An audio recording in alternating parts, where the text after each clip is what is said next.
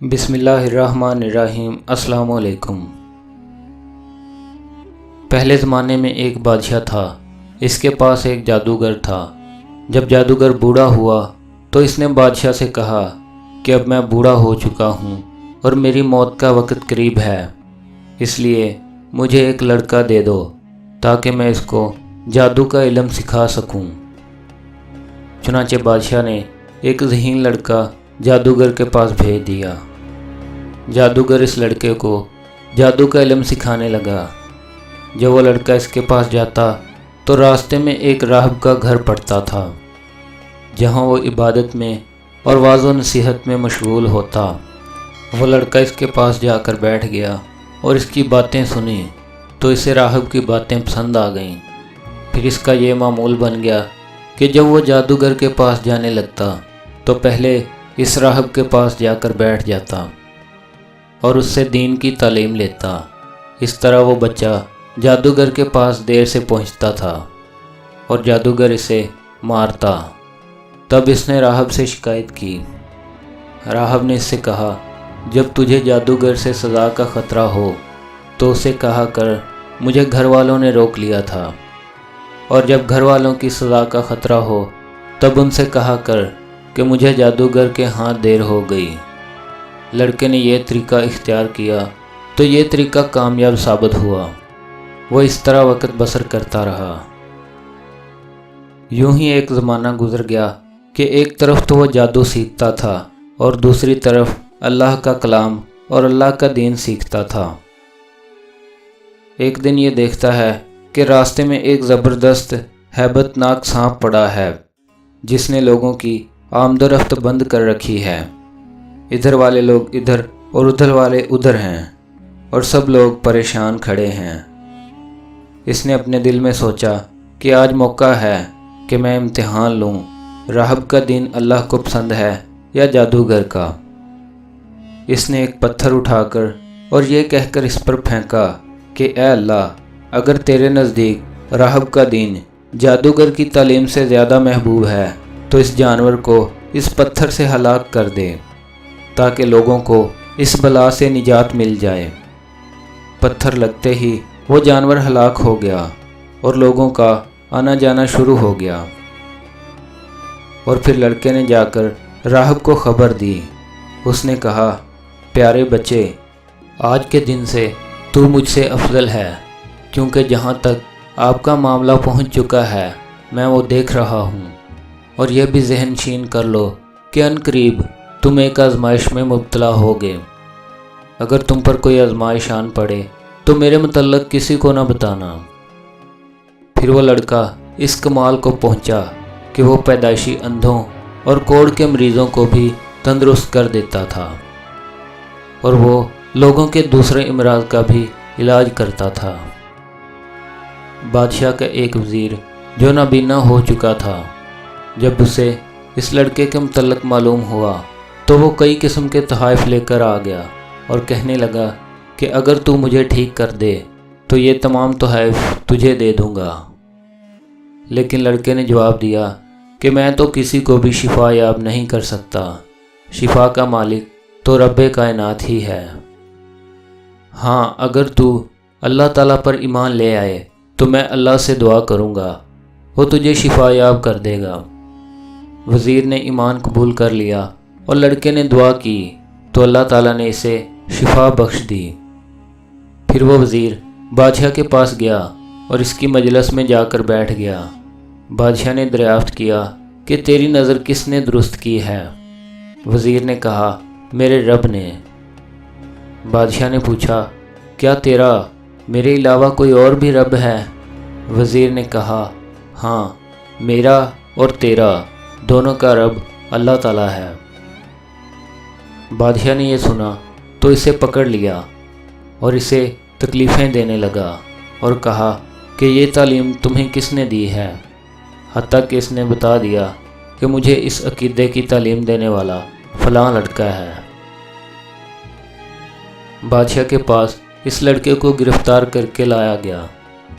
बादशाह ने लड़के से कहा, ऐ बेटा, तेरा जादू तो कमाल दर्जे को पहुंच गया कि तू जादू के ज़रिए पैदाइशी अंधों اور کوڑ کے مریضوں کو اور اسی طرح فلاں فلاں مریضوں کو تندرست کرنے لگا ہے۔ لڑکے نے کہا کہ میں تو کسی کو بھی شفا نہیں دیتا، شفا تو اللہ ہی دیتا ہے۔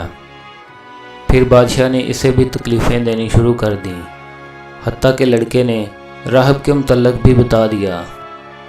پھر راہب کو لایا گیا اور اسے کہا گیا کہ اپنے دین سے باز آ جاؤ، لیکن راہب نے جب دین چھوڑنے سے انکار کر دیا تو بادشاہ نے آری منگوائی اور آری اس کے سر پر رکھ کر اسے 2 ٹکڑے کر دیا۔ پھر وزیر کو لایا گیا اور اسے بھی دین چھوڑنے کا حکم دیا گیا۔ جب اس نے انکار کیا تو اسے بھی 2 ٹکڑے کر دیا گیا۔ پھر لڑکے کو لایا گیا، اسے بھی دین چھوڑنے کا کہا گیا، لیکن اس نے بھی انکار کر دیا۔ تو بادشاہ نے اسے اپنے چند ساتھیوں کے سپرد کر دیا اور کہا اسے فلاں پہاڑ کی چوٹی پر لے جاؤ، پھر اسے دین چھوڑنے کا کہو، اگر اپنا دین چھوڑ دے تو ٹھیک، ورنہ اسے وہاں سے نیچے پھینک دو۔ چنانچہ وہ اسے پہاڑ کی چوٹی پر لے گئے۔ ادھر بچے نے دعا کی، اے اللہ، جس طرح تو چاہے مجھے ان سے نجات دے۔ پھر پہاڑ کانپنے لگا، وہ سب نیچے گر گئے اور وہ لڑکا صحیح سلامت بادشاہ کے پاس آ گیا۔ بادشاہ نے پوچھا کہ تیرے ساتھی کہاں ہیں؟ تو لڑکے نے کہا اللہ نے مجھے ان سے بچا لیا اور انہیں تباہ کر دیا۔ پھر بادشاہ نے اسے دوسرے چند لوگوں کے سپرد کر دیا اور کہا اسے کشتی میں بٹھا کر سمندر کے درمیان لے جا کر اسے دین چھوڑنے کا کہو، اگر دین چھوڑ دے تو ٹھیک، ورنہ اسے سمندر میں پھینک دینا۔ وہ اسے لے کر سمندر میں پہنچے اور دین چھوڑنے کا کہا۔ بچے نے دعا کی کہ اے اللہ، مجھے جیسے بھی تو چاہے ان سے بچا لے۔ پھر کشتی الٹ گئی، وہ سب غرق ہو گئے، لڑکا پھر بچ گیا۔ لڑکا بادشاہ کے پاس پہنچا، بادشاہ نے اپنے لوگوں کے متعلق سوال کیا تو لڑکے نے کہا اللہ نے مجھے ان سے بچا لیا۔ پھر لڑکے نے کہا اے بادشاہ، تو مجھے اس وقت تک قتل نہیں کر سکتا جب تک مجھے قتل کرنے میں وہ طریقہ اختیار نہیں کرے گا جو میں تجھے بتاؤں گا۔ بادشاہ نے پوچھا وہ کیا طریقہ ہے؟ لڑکے نے کہا تو تمام لوگوں کو ایک میدان میں جمع کر اور مجھے کھجور کے تنے پر پھانسی پر لٹکا دے، پھر میری ترکش سے تیر نکال کر اسے کمان پر رکھ، پھر یہ کہہ بسم اللہ رب ھذا الغلام، کہ میں اسی لڑکے کے رب یعنی اللہ تعالیٰ کے نام کے ساتھ اس لڑکے کو قتل کرتا ہوں، پھر وہ مجھے تیر مار دے، جب تو ایسا کرے گا تو مجھے قتل کر لے گا۔ بادشاہ نے لوگوں کو ایک میدان میں جمع کر لیا اور لڑکے کو تنے پر سولی لٹکا دیا اور اس کی ترکش سے تیر نکالا، پھر اسے کمان پر رکھا اور کہا بسم اللہ رب ھذا الغلام، اور تیر مار دیا۔ تیر لڑکے کی کن پٹی پر جا لگا، لڑکے نے اپنا ہاتھ کن پٹی پر رکھا اور فوت ہو گیا۔ جب لوگوں نے دیکھا کہ بادشاہ نے لاکھ کوشش کی لیکن لڑکے کو قتل نہ کر سکا، جب اس نے اللہ کا نام لیا تو بچہ قتل ہو گیا، تو وہ جان گئے کہ سچا رب اللہ تعالیٰ ہی ہے۔ تمام لوگ پکار اٹھے کہ ہم تو اس بچے کے رب پر ایمان لائے۔ بادشاہ سے کہا گیا کہ تمہیں جس چیز کا خطرہ تھا وہی ہوا، یعنی لوگ اس بچے کے رب پر ایمان لے آئے۔ تب بادشاہ نے سڑکوں کے کناروں پر خندقیں کھودنے کا حکم دیا، پھر ان میں آگ بھڑکا دی گئی۔ بادشاہ نے حکم دیا کہ جو شخص اپنا دین نہ چھوڑے اسے اس آگ میں جھونک دو۔ بادشاہ کے درباریوں نے ایسا ہی کیا، وہ انکار کرنے والوں کو آگ میں ڈالتے چلے گئے، حتیٰ کہ ایک خاتون آئی، اس کے ساتھ اس کا شیرخوار بچہ بھی تھا۔ وہ چھلانگ لگانے سے ذرا جھجکی تو اس بچے کو اللہ تعالیٰ نے بولنے کی طاقت دی۔ اس بچے نے کہا ماں کیا کر رہی ہے؟ تم تو حق پر ہو، صبر کرو اور اس میں کود پڑو۔